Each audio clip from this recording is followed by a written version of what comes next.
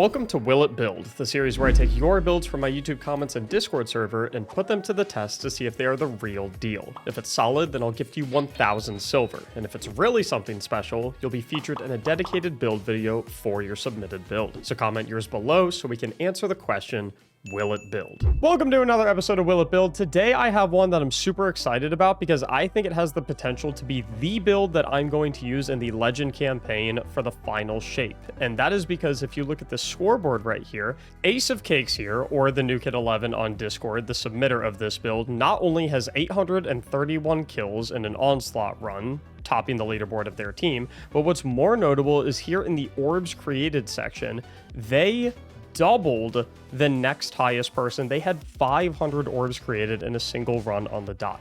Not only that, but it utilizes one of my favorite exotics back from Vanilla Destiny 1 days, the Raiden Flux. So it's a bit of a non-traditional take on Arc Hunters, at least in today's sandbox, and I'm really excited to see how it plays. First things first, Raiden Flux, if we take a look at this exotic, quick successive attacks with Arc Staff increase its damage output and durations. The idea of this exotic is that we're going to be in our Arc Staff super, which normally people are going Gathering Storm nowadays, but I am more than happy to give Arc Staff a try, especially in an activity like Onslaught, where it's basically all ad clear, right? I'm curious to see how it's going to feel on the Legend Onslaught bosses at wave 10, 20, 30, etc.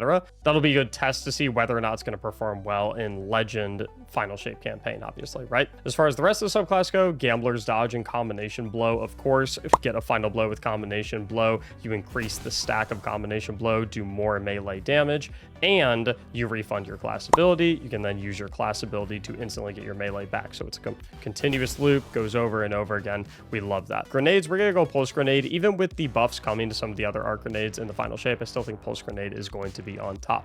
For our aspects, we've got Lethal Current, so every time we dodge, our next melee attack is going to have increased range. It's going to jolt the target. It's going to make a damaging aftershock, and that damaging aftershock also gets buffed by the stacking damage of Combination Blow, so we love that as well. We've also got Flow State, where defeating a jolted target is going to make us amplified, and while we are amplified, our dodge is going to recharge more quickly, we're more resilient when we're dodging, and we have greatly increased reload speed. And being amplified is going to be really important as well when we start to get into our fragments down here.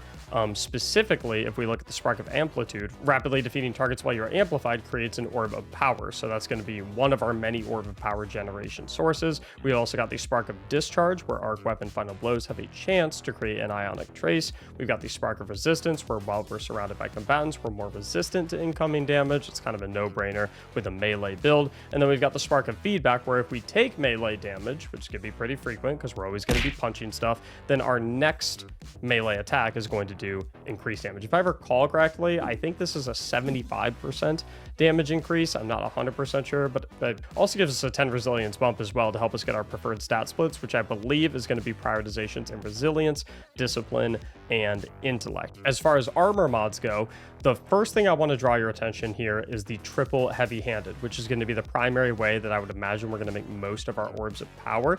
Back in the day, Bungie changed these mods where if you have one copy of them, you make an orb every 10 seconds. If you have 2 copies, you can make an orb every 5 seconds. And if you have 3 copies, you have a 1-second cooldown. And so having 3 is going to be really potent for this build because it's going to make it so that every single combination blow, final blow, which is going to be very frequent because it's always going to be up for us because of the melee dodge loop that we're going to be doing. Also have some other ways to make some orbs of power, right? We've got Reaper down here on the class item, and then we have a lot of other mobs that's just our build is going to greatly benefit from. We have triple Arc Weapon Surge down here. We've got Concussive Dampener for a little bit of extra damage resistance, as well as Arc Reserves for a little bit of extra ammo on our heavy weapon.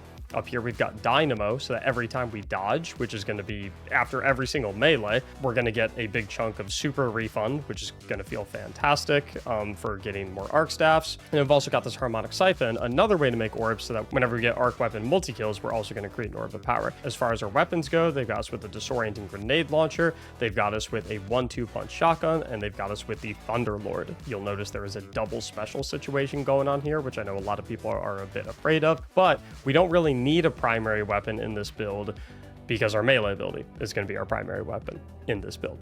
So with all that set up, let's go ahead and hop into Legend Onslaught, see if we can absolutely cook a wave 50 and go ahead and answer that good old question, will it build. Okay, so if I know anything about Arc Hunter, I know the first thing I want to do is run out here and start getting my combination blow stacking. So let's try and get this to X3. We can also make use of our 1-2 punch shotgun here. And I'm just going to dodge around, keep punching stuff. Maybe throw a little pulse grenade into the mix, punch again. Now I have combination blow times 3. And just going to keep on dodging around and hopefully continuously make a bunch of orbs of power. Ooh, let's take care of these guys. Okay, Thunderlord's kind of popping off. Okay, so every hit I get should increase the damage and duration. And Arc Staff is also getting a buff coming soon, so the heavy palm attack at the end of the combo and the ground slam, so like when you do this, that will blind targets, which is, it's not the craziest buff in the world, but it's nice. Okay, so let's get back to punching stuff. Get that guy, let's get our combination blow ramped back up. There's our ×2, there's our ×3. Now our goal is to just, oh, okay. Completely one-shot that guy. I guess he had a tiny health bar, though. But now we just want to dodge melee, dodge melee, dodge melee. Let's keep making orbs. Look at the bottom left. Look at all those orbs. Get over here. Yeah, this should be, like, super city. It's a little difficult to effectively get the combination blow going from 0 stacks when you have teammates, right? Because if your teammates get the kills, then that makes things a little tough. It does feel like it has a bit of a glass cannon element as well. I think I'm playing too aggressive, though, to be completely honest. Like, I don't think I need to be as up in everything's face as I am. I think I'm used to having Assassin's Cowl on. I'm used to being able to go invisible after every single kill. I think I just need to take a breath. Whoa. That guy got cooked. Boom, boom. I don't know if it's like better to use the heavy attack or use the light attack. I feel like just spamming light attack is better because the light attack is also AoE. Okay, that's really... I love Arc Staff so much. Raiden Flux was one of my favorite exotics back in the day. I never took that thing off. So it feels really good to have it back. Whoa, whoa, whoa, hold up. This is a skincare checkpoint because committing to better skin does not have to be as difficult as finding a good raid group on LFG, as long as you use Geology, a skincare service that truly rocks. Get it? Because it's like geology, like the study of rocks. Geology is a 32-time award-winning skin, hair, and body care company that takes complications out of the equation with easy-to-stick-to routines and products that are tailored for each individual by creating simple and effective skincare and hair care routines customized just for you. Take me, for example, who can honestly use a little work on those dark circles under my eyes from too many late nights gaming. They can make those go away just like that. They also have routines that can help you fight acne, reduce oiliness, prevent wrinkles, target signs of aging, and pretty much anything else under the sun when it comes to skincare. If there were a proverbial god roll when it came to skincare services, Geology is just that. So head down to the description and use my code to grab 70% off your personalized skincare trial set. And remember, there's also 50% off on add-ons waiting for you as well. Thank you so much to Geology for sponsoring the video. Now let's go finish up this Pantheon.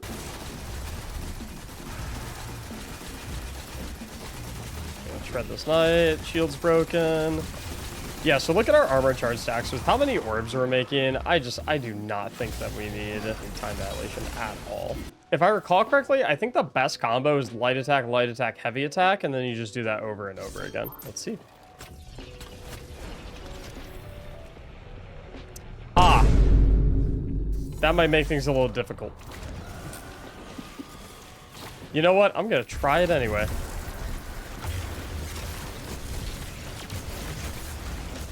Oh. Wait a minute.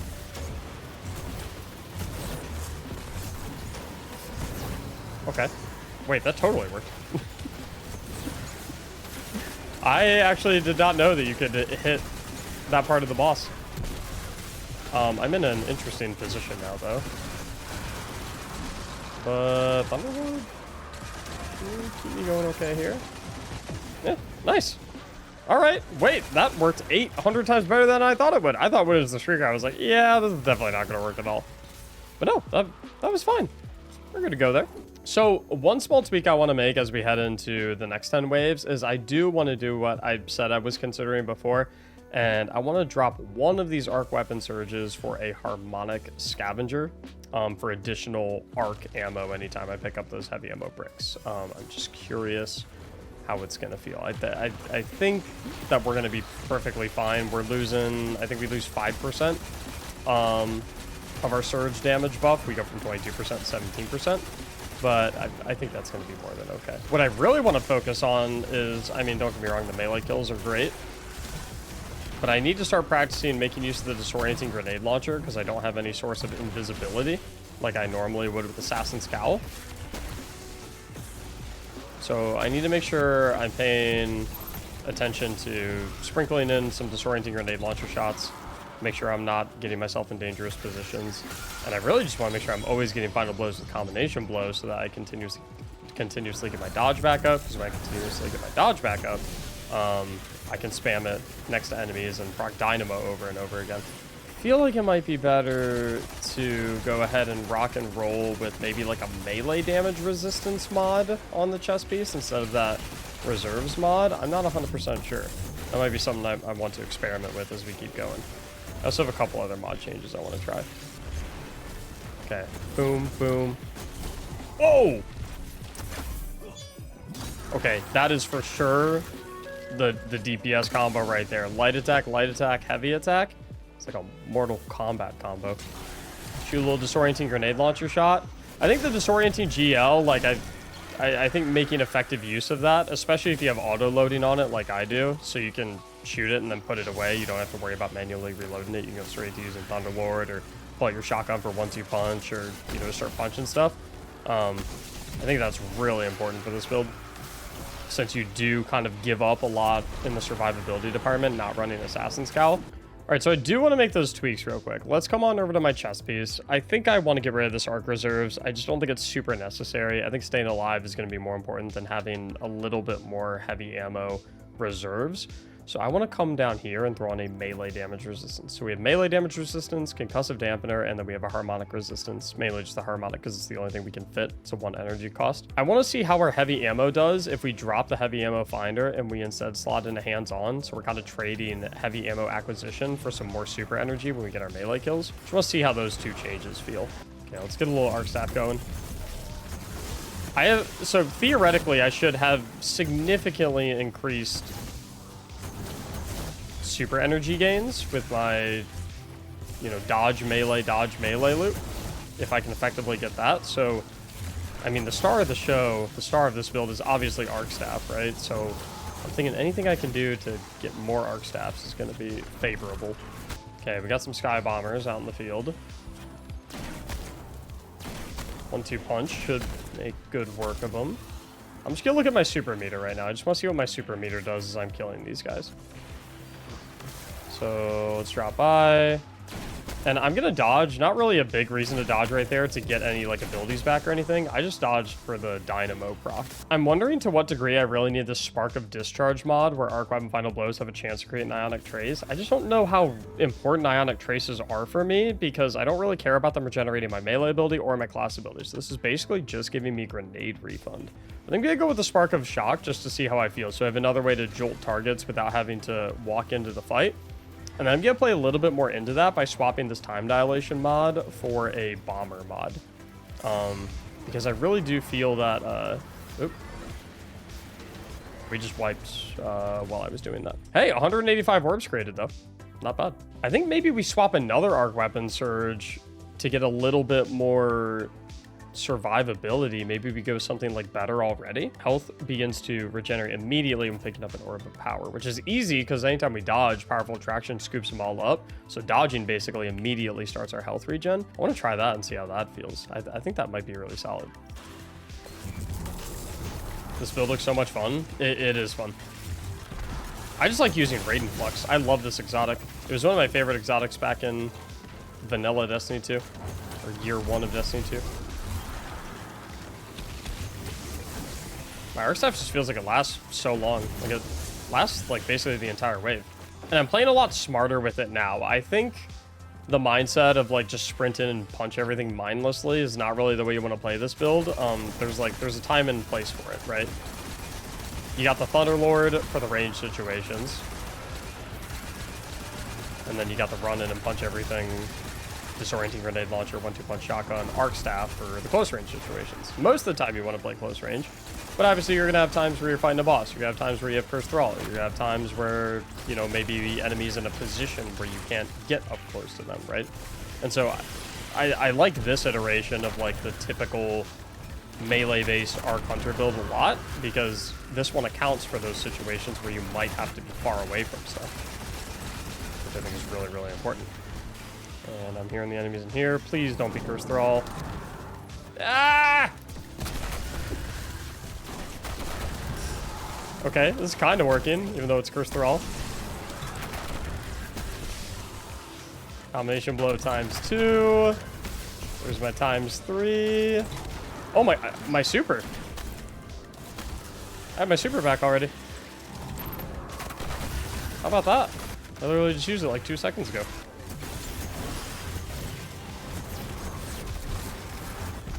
Oh, come on.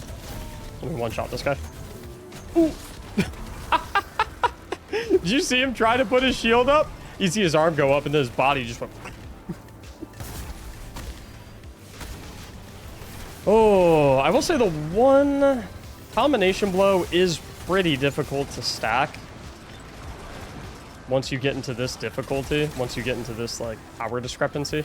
The higher the power discrepancy becomes between you and the enemies you're fighting, the more you have to make, you know, the more you have to utilize the disorienting grenade launcher.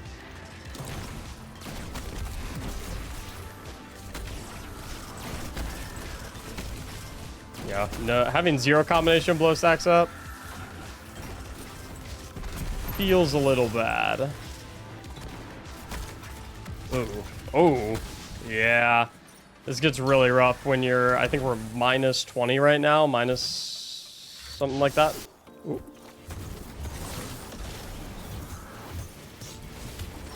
Yeah, this is just arc staff 24/7 the build. It's basically what this is.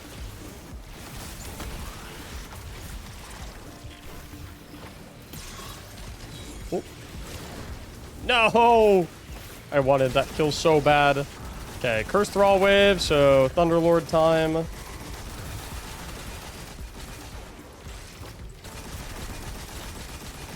Maybe make a little bit of use out of the disorienting GL. I mean, 1-2 punch shotgun can work perfectly fine if they do end up getting a little close.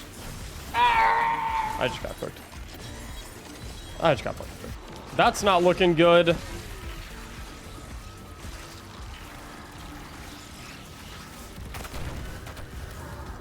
Nice try, nice try. That's okay. Let's see the damage. Wow, okay. So, yeah, didn't get all the way to wave 50. All good, though. Scoreboard-wise, like we saw in the screenshot, my kills weren't necessarily that much higher than my teammates. I mean, you know, I did decent, right? But, like, the star of the show, as you can see right here, 410 orbs from, what, 38, 39 waves of gameplay. So, like, that's definitely where it shines. Does struggle a little bit once you get into like the -20, -25 territory, but it looks incredible, and being able to spam arc staff over and over and over again just feels spectacular, because not only like do you get so much super energy and so many orbs to continuously pop the arc staff, but you're making so many orbs for your teammates as well. I feel like this is really going to shine in the Legend Final Shape campaign, and this is probably the build that I'm going to be walking into the Final Shape campaign with. I like it a lot too, because it's like it's a callback to the year 1 Destiny 2 days, and it's like it's kind of a full circle thing, right? We had a build like this in year 1, now here we are, like what, 10 years later, using the Final Shape campaign in the final journey of the Light and Dark saga, right? Final spread, this is what I ended up with for the subclass. This is what I stuck with for the weapons. I like the selection that they had, and then these were my final mod setups after a couple tweaks. So will it build? Absolutely, yes. Make sure to subscribe if you want to catch the next episode of Will It Build, and if you want your build reviewed in one of these videos, especially with Prismatic coming up, make sure you join my Discord server, linked in the description below, and post your build in the Will It Build channel. Thank you so much for watching, and as always, have a great day.